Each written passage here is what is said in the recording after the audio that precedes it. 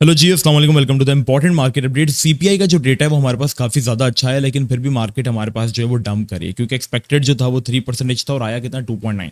तो CPI data का कम आना हमारे पास आने वाले टाइम में जो है वो इंटरेस्ट रेट्स के ऊपर भी इंपैक्ट डालता है कि हमारे पास यहाँ पे इंटरेस्ट रेट्स भी कम हो सकते हैं, और आने वाली दूसरी चीज़ों के ऊपर इन्फ्लेशन नंबर्स पे जो हमारे पास कमी आती है वो काफ़ी चीज़ें जो है वो अच्छी कर देती है।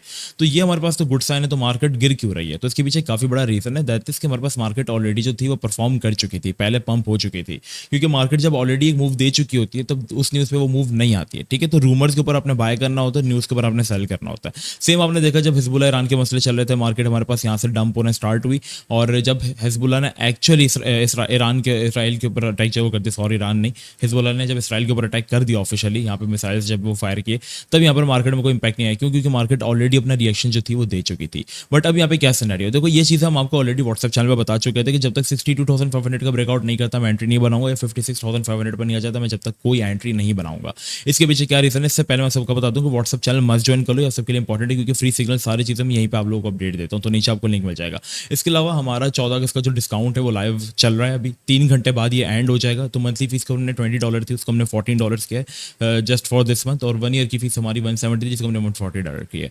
ठीक है, आज रात को 12 बजे तक डिस्काउंट है वो एंड हो जाएगा, और ये 2024 का आखिरी डिस्काउंट है। So if you guys are satisfied from our group then you can join our premium group too. ठीक है, बट बाय द वे किसी को जोर जबरदस्ती नहीं, अगर आप सेटिस्फाई हैं तभी ज्वाइन कीजिएगा। अच्छा, अब यहाँ पे बीटीसी की क्या एक्चुअल में मूव आ सकती है? देखो करंटली आपको हमने एक चीज़ बताई थी, वन डे में हमारे पास जो है वो डेथ क्रॉस फॉर्म हो रहा है। ठीक है, उस वक्त लोगों ने इसको काफ़ी लाइटली लिया था, बट अगर आप देखोगे तो यही डेथ क्रॉस जो है वो बीटीसी को कंटिन्यूसली रेजिस्टेंस दे रहा है, प्लस ये जोन बीटीसी का ऑलरेडी तगड़ा जोन है, तो यहाँ पर बीटीसी को ब्रेकआउट करना काफ़ी ज़्यादा जरूरी है। तो जब तक बीटीसी जोन को ब्रेकआउट नहीं करेगा हम यही चॉपी मूव जो है वो ऑब्जर्व करेंगे। अगर आप देखोगे तो यहाँ से हम 1 2 3 4 तकरीबन हमारे पास 2 दिन के अंदर 4 बार रिजेक्ट हो चुके हैं। तो ये एक अच्छा साइन नहीं है बार बार रिजेक्ट होना, मतलब रेजिस्टेंस हमारे पास जो है वो थोड़ा बियर्ड बिहेव कर रही है। प्लस यहाँ पे डेथ क्रॉस भी है। ठीक है, ये डेथ क्रॉस काफ़ी खतरनाक होता है, क्योंकि जब जब ये बना है मार्केट के अंदर लास्ट टाइम जब ये फॉर्म हुआ था तो मार्केट की हालत आपने देखी थी, इसके बाद जब ये फॉर्म हुआ था तब भी देखी थी।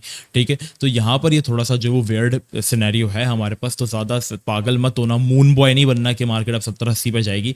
जाएगी, जाने दो, लेकिन पहले ब्रेकआउट करने दो। ब्रेकआउट हो, देखो क्या क्या जा रहा है तुम्हारा, ब्रेकआउट का वेट कर लो, मार्केट को अबव क्लोज करने दो, तोड़ने दो सपोर्ट को, जब कंफर्मेशन हो जाए तो कंफर्मेशन पे बाय कर लेना, क्योंकि तुम्हारा नुकसान नहीं है कहीं पे भी। क्योंकि बीटीसी बाउंस हुआ तो ऑल्ट्स की डोमिनेंस ने, तो बीटीसी की डोमिनेंस तो वैसे ही पागलों की तरफ ऊपर जाना है, तो ऑल्ट्स में हमारे कोई खास मोमेंटम आना नहीं। यही होगा कि बीटीसी वापस रिट्रेसमेंट करने 60 की तरफ आएगा, तो फिर ऑल्ट कॉइन्स हमारे पास लेवल में आ जाएंगे। तो इस लेवल का वेट करो, और अच्छे ऑल्ट कॉइन्स के अंदर अगर आपने ऑलरेडी पोजीशन बनाई हुई है इस डम के अंदर मेरे साथ, जैसे कि लिंक हो गया, रेडियम हो गया, पीएचबी हो गया, एथेरियम हो गया, तो फिर आपको तो कोई टेंशन की बात नहीं है।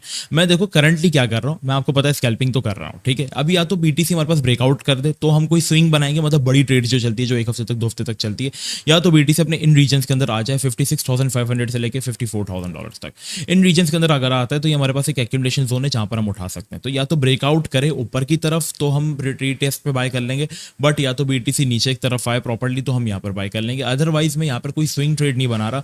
हाँ, मैं स्कैल्पिंग कर रहा हूँ, जैसे कि आज मैंने क्यूटम कॉइन के अंदर एक स्कैल्प निकाला था, ठीक है, अपना पर्सनली, और यहाँ पर मैंने इसको इस रेंज के अंदर बाय किया था 2.10 के ऊपर, और ऑलमोस्ट ये भी मुझे अच्छा प्रॉफिट दे रहा है। तो मैंने बुक नहीं की, ये मेरी पर्सनल ट्रेड है, बट मैं इसको शेयर करते करते रुक गया, क्योंकि मैं सुबह मैच खेल कर आ रहा था, मैंने कहा चलो यार इसको बाय कर लेते हैं, काफ़ी मुझे जो है ना ये रीजन के अंदर अच्छा लग रहा था। ठीक है, और देन आई बाइड इट, और मुझे काफ़ी ये कॉइन जो है ना वो सेटिस्फाई अलग से कर रहा था। ठीक है, तो मैंने कहा चलो उठा लेते हैं, सॉरी 2.10 नहीं 2.15 के ऊपर मैंने सोचा वो बाय किया है। तो अब यहाँ पर चलो एनीवेज अब क्या करना है आपने, तो मेरे रीज़न आपको मेरा जो मशवरा है वो ये कि जो 4 आवर्स अगर आप देखोगे तो यहाँ पर बीटीसी हमारे पास करंटली एक साइड वेव स्टैंड के अंदर जो है वो फॉर्म कर रहा है। ठीक है, मतलब मार्केट इसी रीजन के अंदर चल रही है, ये सपोर्ट हमारे पास बना के, और इन्हीं रीजन के अंदर मार्केट जो है वो घूम रही है। तो आपके पास चांसेस हैं कि आप स्कैल्प करें एंटी बीटीसी सेटअप में, जैसे एसी हो गया, आरई हो गया, वीआईबी हो गया, प्रोज हो गया, या कोई मॉनिटरिंग कॉइन जो डिलिस्ट ना होने वाला हो, क्योंकि बाइनेंस ने भी कुछ कॉइन डिलिस्ट करने हैं, जैसे CVP4 हो गया, EPX, तो इनको अवॉइड करना, इनमें ट्रेडिंग ना करना।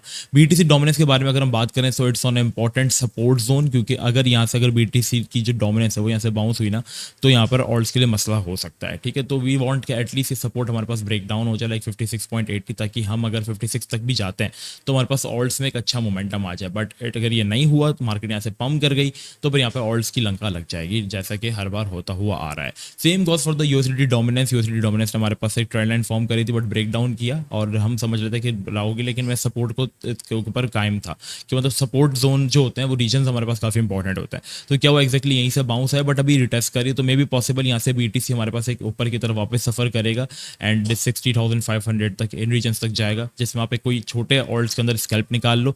चाहो तो मेरी यूट्यूब वाली वीडियो देख लो, $10 to $20 अर्निंग स्ट्रेटेजी स्कैल्पिंग के थ्रू, वो काफ़ी आपके लिए हेल्पफुल है।